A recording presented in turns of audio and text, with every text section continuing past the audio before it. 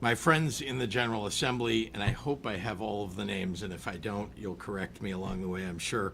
But Leader Bill Cunningham, Leader Kimberly Lightford, Senators Laura Ellman, Sarah Feigenholtz, Ram Villivalam, Graciela Guzman, and Adrian Johnson, Leader Curtis Tarver, Representatives Maura Hirschauer, Bob Morgan, Kevin Olekal, Tracy Katzmuhl, Kathleen Sansis of GPAC, Secretary Kiwana Bell from the Office of Violence Protection.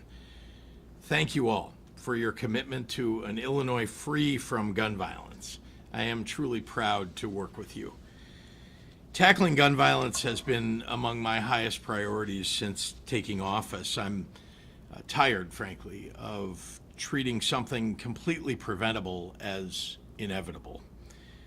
I'm tired of forcing our children to duck and cover because too many politicians are ducking and covering for the gun industry's money.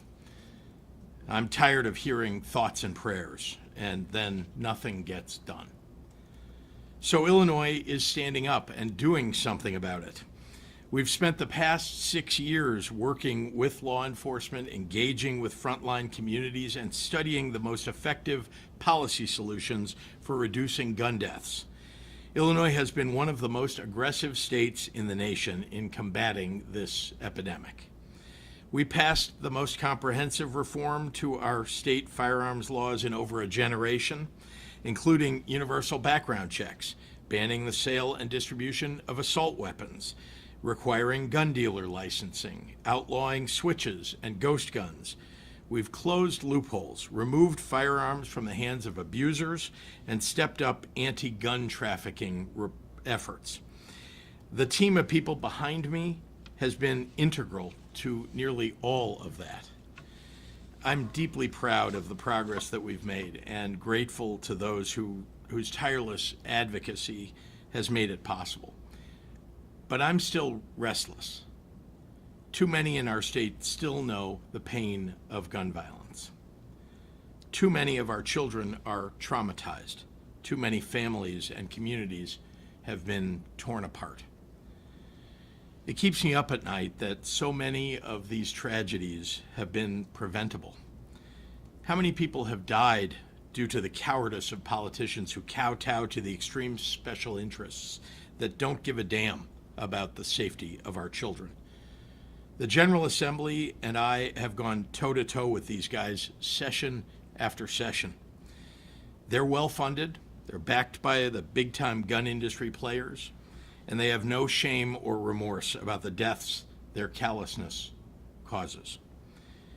Well, I'm proud to report that this team of assembled Avengers behind me worked very hard to get yet another victory against the other side. Today, I'll affix my signature to 2 pieces of legislation that contain common sense measures to support law enforcement and to promote gun safety in our homes and communities. The first measure, HB 1373, requires firearm tracing in all cases where a gun is recovered at the scene of a crime or is believed to be associated with a crime. Through the eTrace platform, Illinois police will provide investigators with complete information on gun trafficking and crime patterns.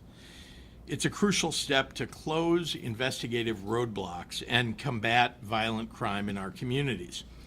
Now, I want to thank Attorney General Raoul for his outstanding work on this, and he will speak more about this in just a few minutes. I'll also be signing the Safe Gun Storage Act, which strengthens storage and safety requirements for households with guns. This is a common sense measure that has been shown to significantly reduce gun deaths, suicides, and accidental shootings. Every year, hundreds of children unintentionally shoot themselves or others. In 75% of school shootings and 82% of adolescent firearm suicides, the gun involved belonged to a family member. Hundreds of thousands of firearms are stolen every year and often end up in illegal markets that fuel gun crimes and violence. Mandating secure and responsible storage is a critical first step in combating these problems and protecting our communities. If we can prevent even one death or accident through these measures, they will have been more than worth it. To every survivor, every loved one of a victim, every community member who has experienced the pain of gun violence, know that the state of Illinois stands with you and grieves with you. For the many who have turned their pain into change and advocated for laws that make us all safer, thank you. Thank you for your courage. Thank you for your activism. There are no words that I can say to ease your pain or your fear, because what we owe you is our action. And I'm proud that we are doing that today.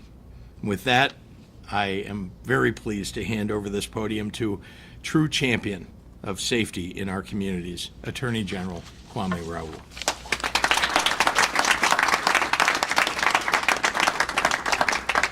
Thank you, Governor, and good morning to all. As many of you all know, that gun violence has outpaced car accidents as the #1 killer of children in America. And the legislature and the governor and lieutenant governor have all collaborated to try to respond to this crisis. And there are those who say that, oh, there are too many gun laws on the book. But we have an unsolved problem out there that are killing children. And one of the things that I wanted to invest in soon after I took office is technology to solve gun crime. So we created Crime Gun Connect in the Attorney General's office, which we share with the Illinois State Police, and we share with law enforcement throughout the state. And we're also participating.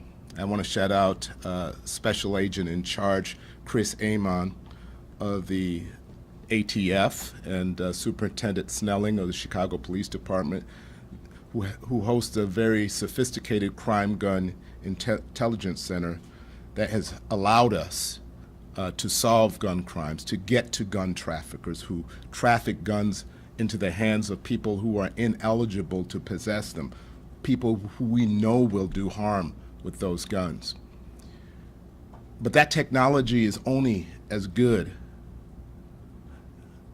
if the crime gun data is reported to E-Trace and put into the technologies such that law enforcement departments can collaborate to solve these crimes. And so I want to thank in particular Representative Tarver and Senator Cunningham for sponsoring Senate Bill 1373 that mandates that all police departments that recover a crime gun report that data such that we can do the work to make sure we trace how and where and in whose hands that gun has transferred into the bad actor that has committed a crime with them, such that we're not only capturing the bad actor that pulls the trigger, but we're capturing those who traffic the guns into the hands of people who will do harm to our children and others with them. And so I want to thank them, and I thank all the members of the legislature, and thank the best governor in the United States of America,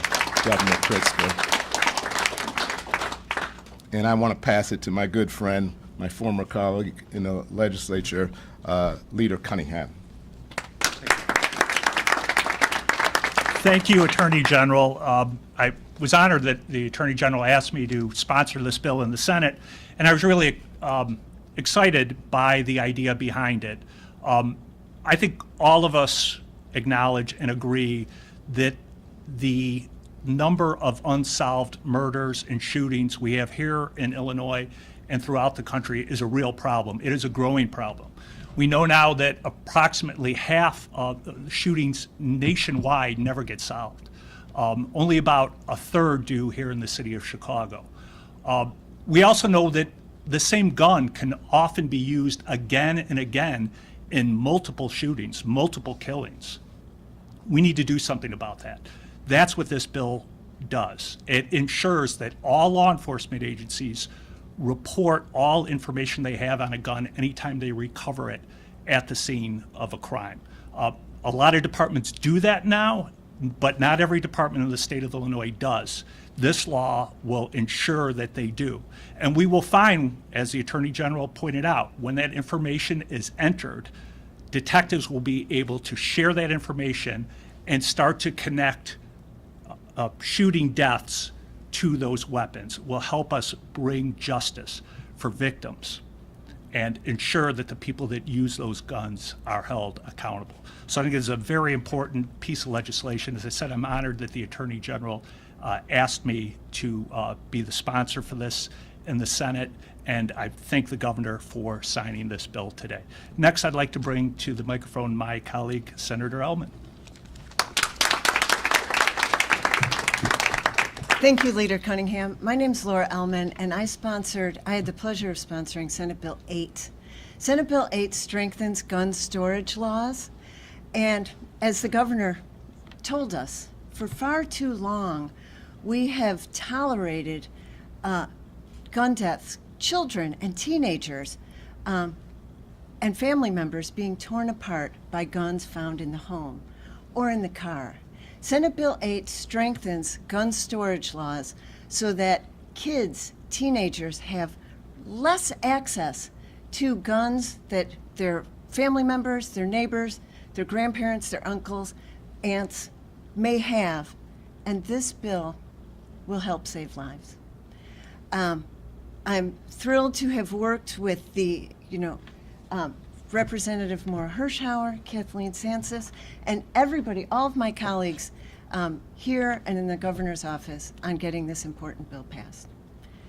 I'm really proud to introduce Representative Hirschauer, a champion of gun safety. Thank you.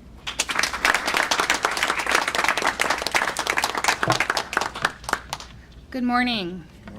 I'm Maura Hirschauer, and I proudly represent the 49th House District, which covers the communities of Batavia, West Chicago, Bartlett, South Elgin, and Elgin, and I'm also the House sponsor of Senate Bill 8. Before I was a state rep, I helped to start the Kane and Kendall County Moms Demand Action Group, and I see a lot of my fellow advocates out there in the audience, and I hope some of you are listening. And you should know that none of this work gets done without that grassroots, boots on the ground work that our advocates and survivors are doing. I learned a lot in that role, especially about safe firearm storage.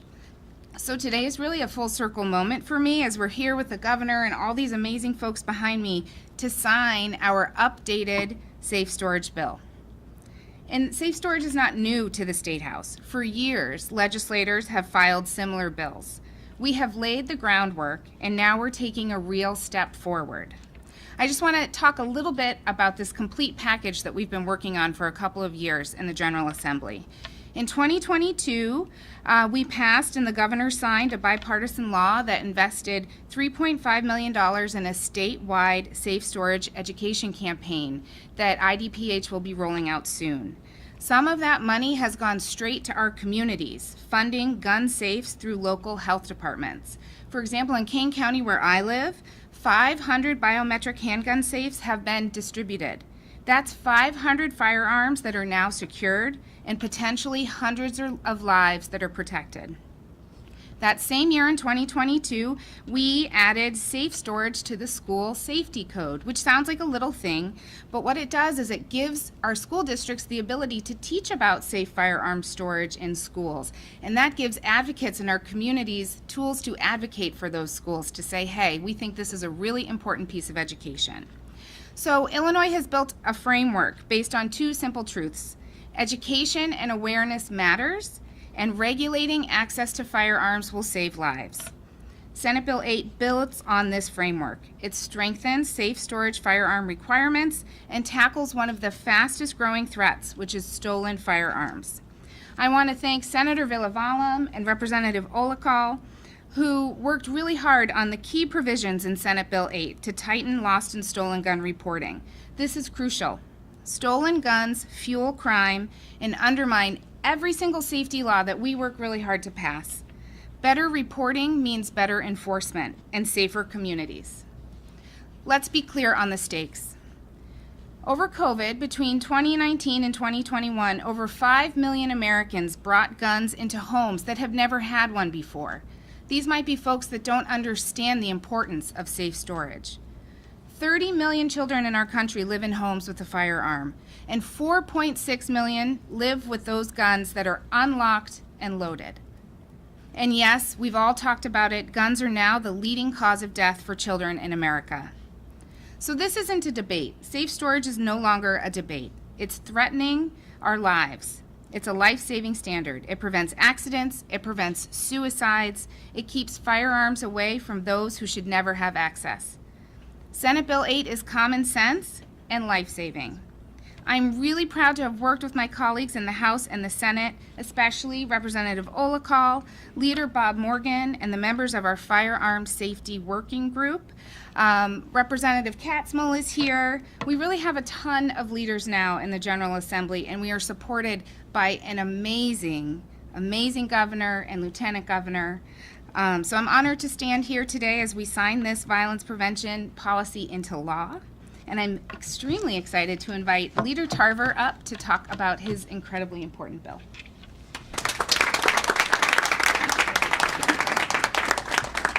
Thank you. First of all, thank you, Attorney General, for trusting me to carry the bill on the House side.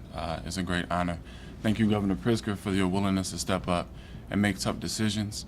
I look at this gentleman and his princess, I look at my princess in the back, and the simple question is just whether or not we believe that they should have the opportunity to grow up and fulfill the lives of their dreams. That's the simple question. I think this bill answers that question pretty emphatically. The rest of my time, I just want to say thank you to people like you who show up. And I've never even met you, but I remember this news story, and unfortunately, I believe your son being murdered. I grew up in the same neighborhood, and I remember that story.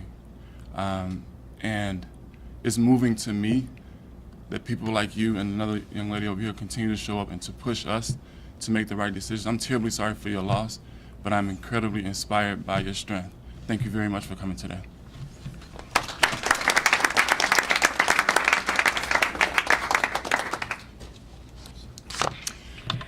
Good morning, and thank you, Governor Pritzker, for your steadfast leadership and commitment to protecting our communities from gun violence.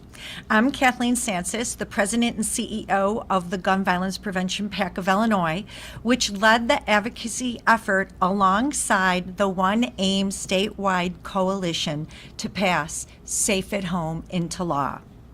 I want to start by taking a moment to reflect on how far we've come in our mission to end gun violence. Years ago, gun reform legislation was filed in Springfield only to languish in committee, thanks to the powerful gun lobby.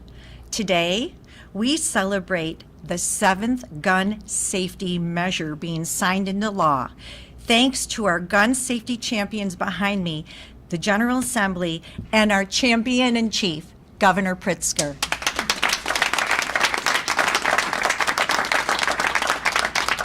From his first days in office, Governor Pritzker has shown his commitment to fight to end gun violence when he signed the Combating Illegal Gun Trafficking Act into law, and he hasn't looked back since.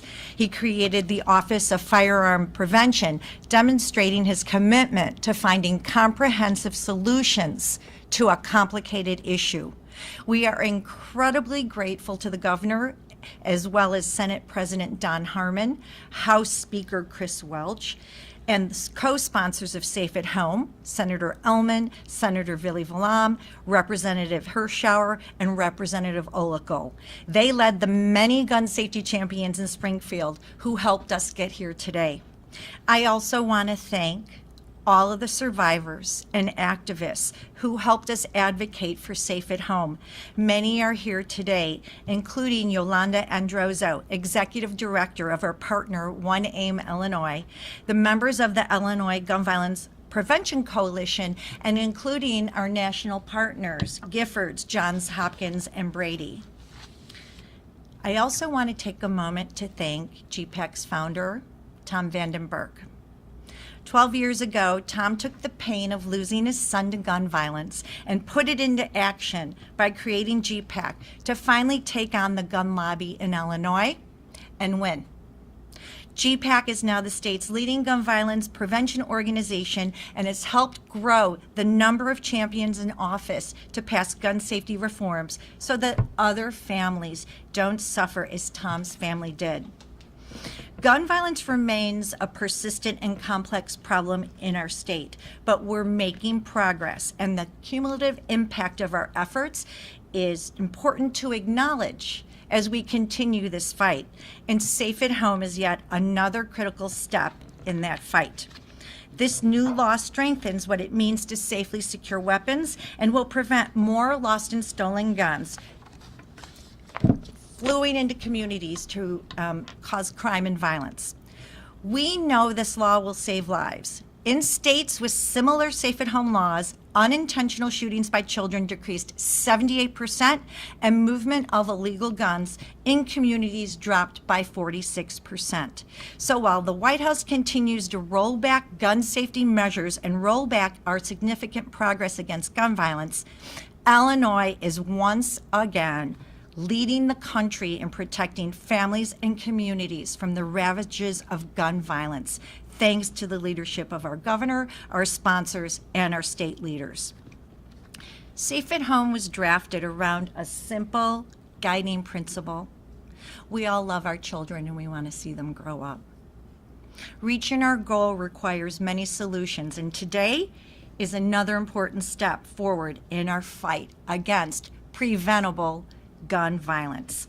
Thank you again to Governor Pritzker, our sponsors, and all of our champions. And I am honored now to introduce our Lieutenant Governor, Juliana Stratton.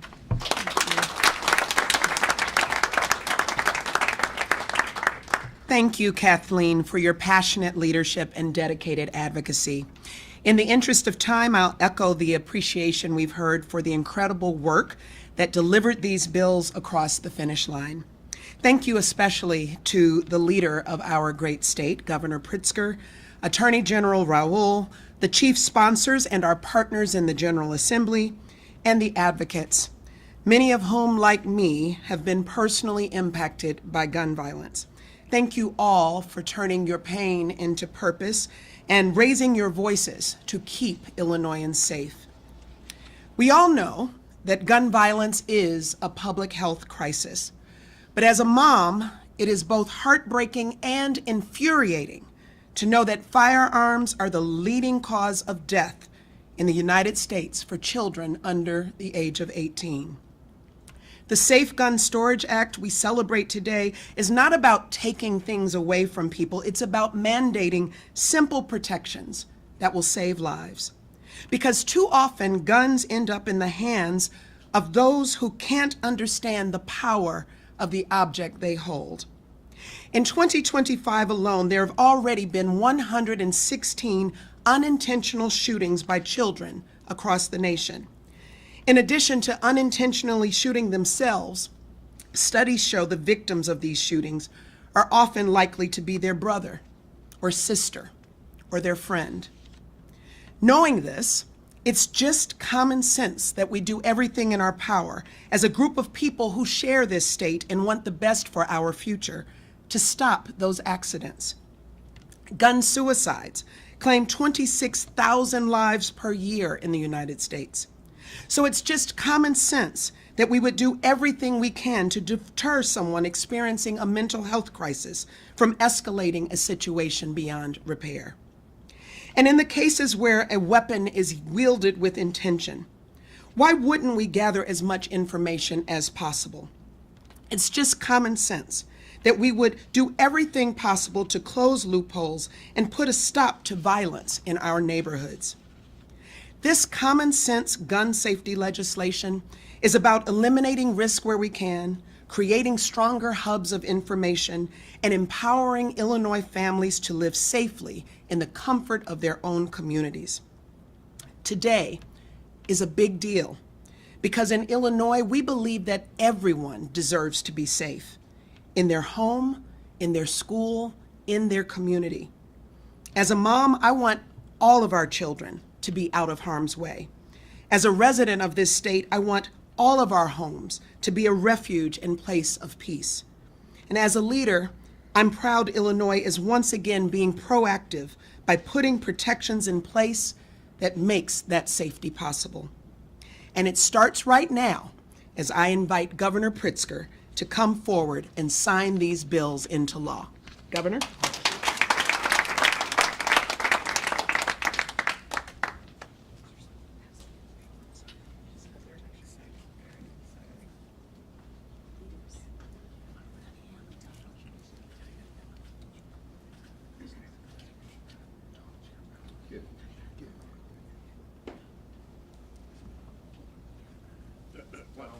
Please.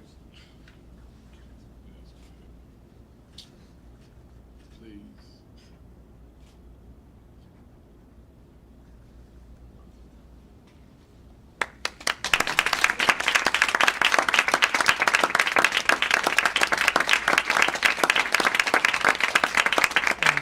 Representative, you and perhaps the Attorney General and Senator Cunningham, maybe you guys want to take the peace officer bill and the other two. I'm going to stand in the back. You guys get a picture taken together. Come on, let's get our picture taken.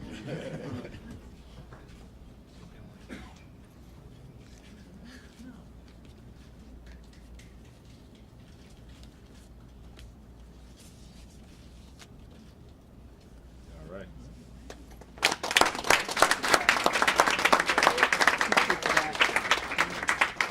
Great job. Happy to take any questions from members of the media. Yes, Olivia. Hi. I'm curious, there have been several gun safety laws passed in the last several years, as folks mentioned up there. So definitely legislative progress. What would you say are signs of progress on the ground in the number of firearm deaths, shootings in Chicago or Illinois overall? Well, let's start with the numbers of firearms that have been confiscated and move on to the numbers of shootings that have gone down. And I'll give an example of that just on our highways. Our state police have done a terrific job. You've seen firearms used, shootings and murders that have taken place on our highways gone down 60, 70, 80%, depending on which statistic you look at. And then we've seen, of course, violent crime reduced across the state and across the city of Chicago. It takes time sometimes for these measures to have an impact. And so you pass them, we try to put them into law and effect as fast as possible. And then as it kind of works its way into the system, begins to have a deleterious effect or a positive effect, I guess if you look at it the other way, on bringing down the numbers of shootings and the numbers of deaths.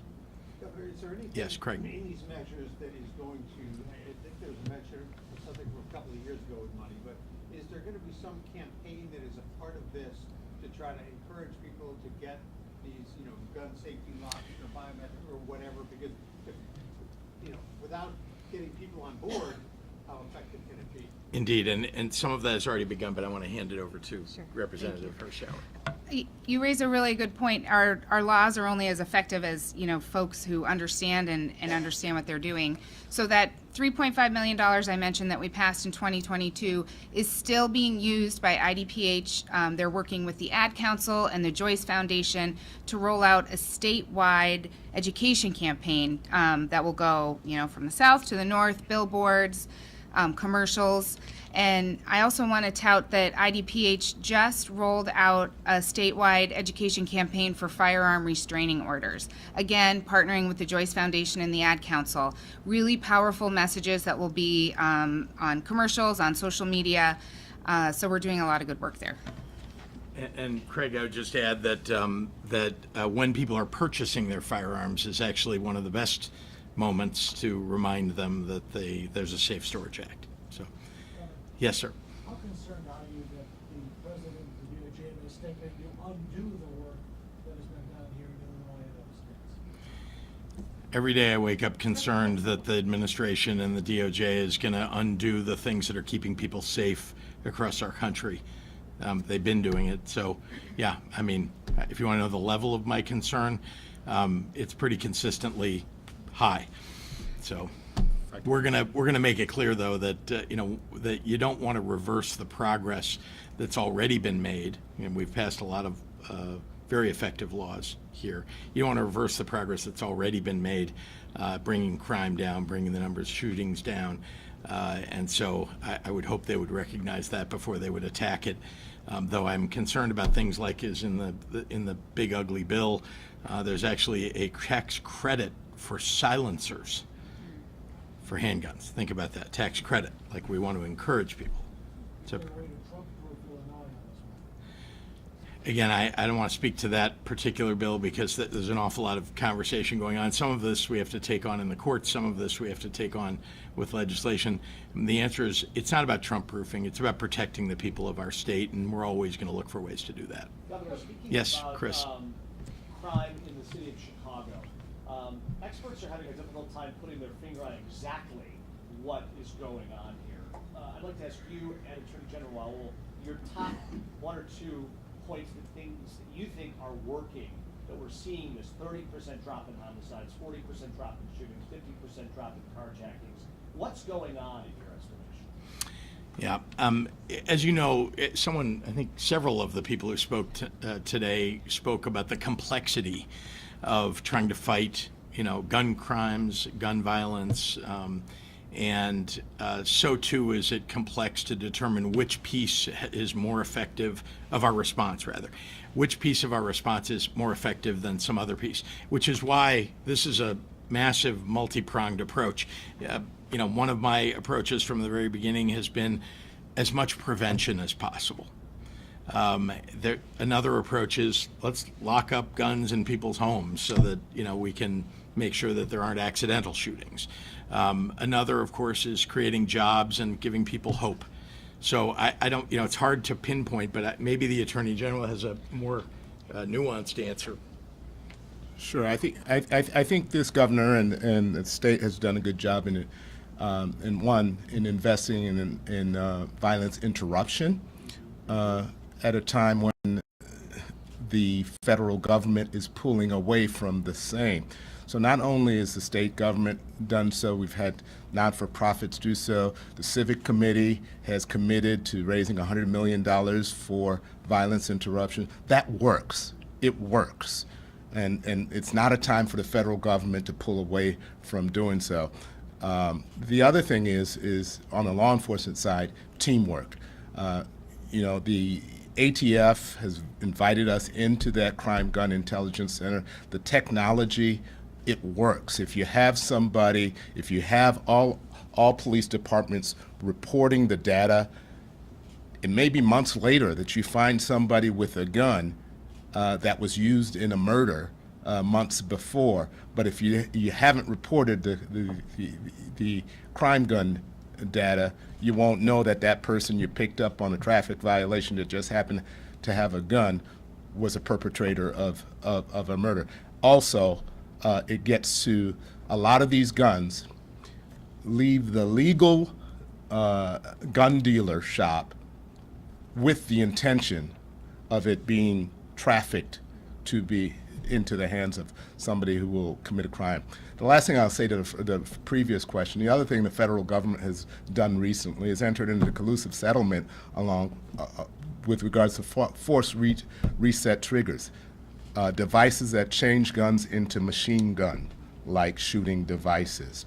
Fortunately, because of this legislature and this governor, we've made such devices illegal in the state of Illinois. And so while these devices will be returned to such owners in other states, it won't, I've been assured by ATF, it won't happen here in the state of Illinois because of our state law.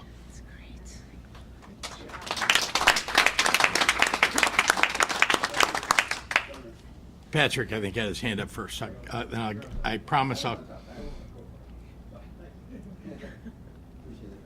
Governor, on the storage law, my understanding is this changes the reporting requirement, the amount of time you have to report if your gun is stolen. So if a legal FOID card holder has their gun stolen on Monday, notices that it's stolen on Thursday, files a police report on Friday, would they be in danger of losing their FOID card? This was a point that was debated hotly, and there was a lot of compromise that went into it. Yeah.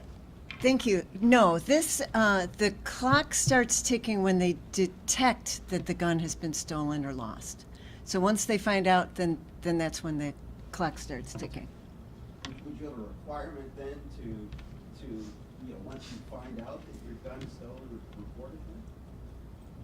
Yeah, once you find out that your gun has been stolen or lost, you're required to report it within 48 hours. In theory, you might never discover that it was, or it might be a year later if you had it locked away somewhere. That's true. That's true. Yep. The clock starts ticking though when it's discovered that right? That's Yeah. just what you just said. Yeah. When it's discovered that you've lost your gun. Yeah, Olivia. Oh, I'm sorry. I forgot Patrick was next, and then I'll come back to you. Yes. I want to ask about DCFS, the Feldman case that Yes. came out last week. Bruce weighed 90 pounds Yeah. when she died. Had been in the care of DCFS for 4 years. DCFS, meanwhile, saying they can't conduct procedural review until the criminal case is done. And lawmakers haven't been notified in that area as they're required to by law.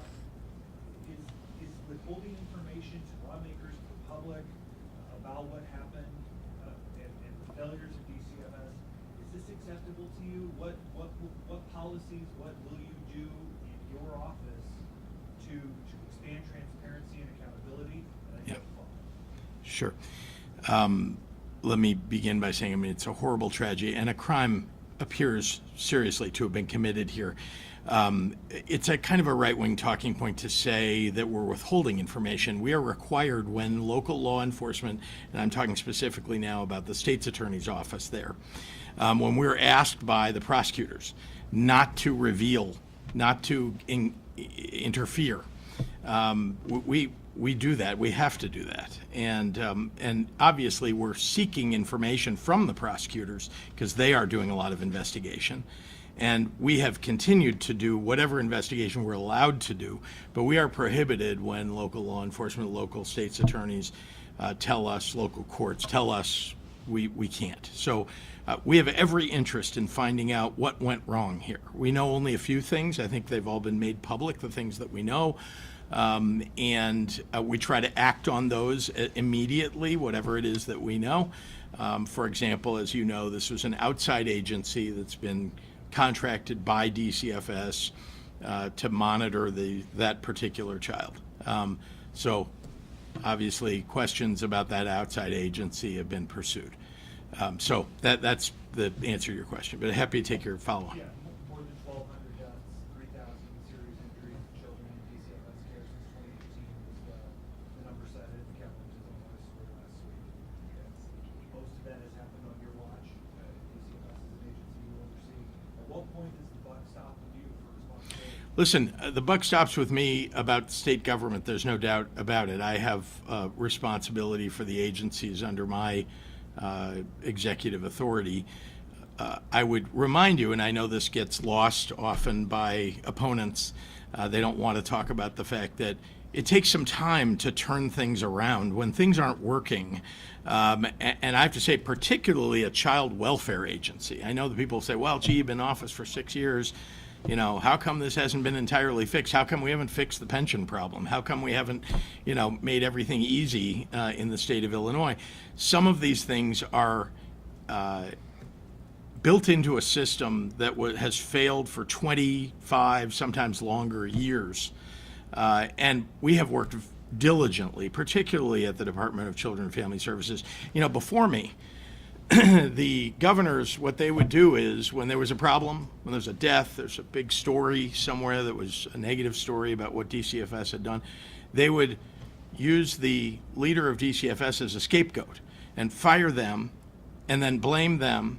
And that's not the governor's fault, that's that person's fault, and then bring somebody else in. In fact, for the 14 years before I became governor, I think there were 13 or 14 different directors of the department. That leads to instability, and you're never going to solve anything.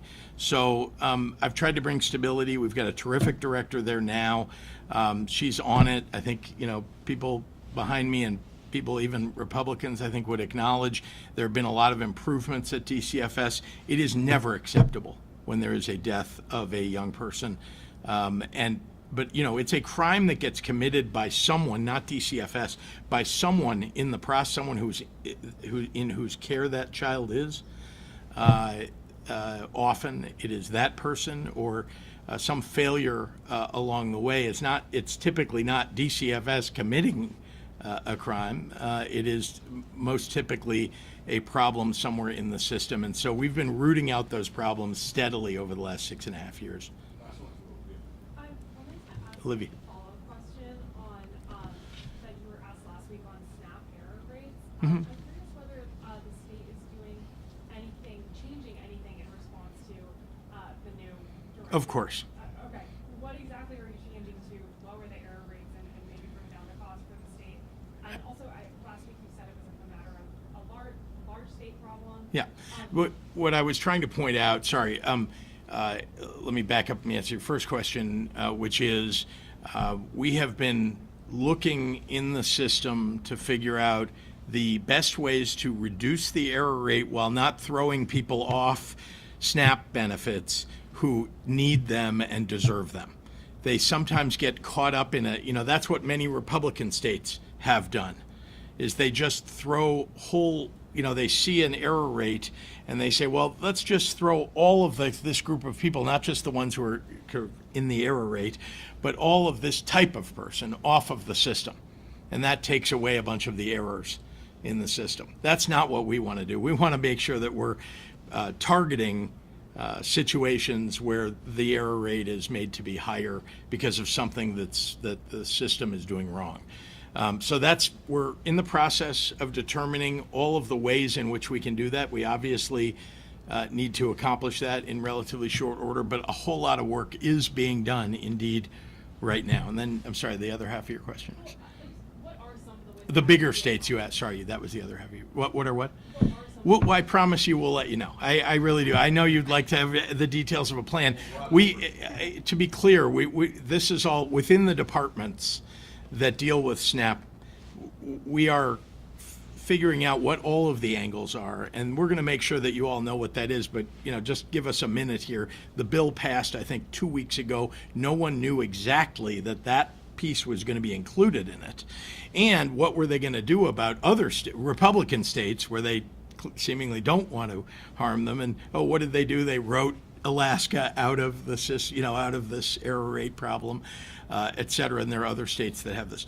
On the question of the larger states, I know someone said, well, gee, Texas has a lower. I just answered that question for you, which is it's easy in a Republican state when they don't really care, in a lot of them, whether the poorest kids are actually getting SNAP benefits, the poorest families. So they're happy to just throw a whole group of people out, many of whom need SNAP benefits and are not part of the error rate, but it's easy for them to lower that error rate if they don't actually care who's being tossed off the system.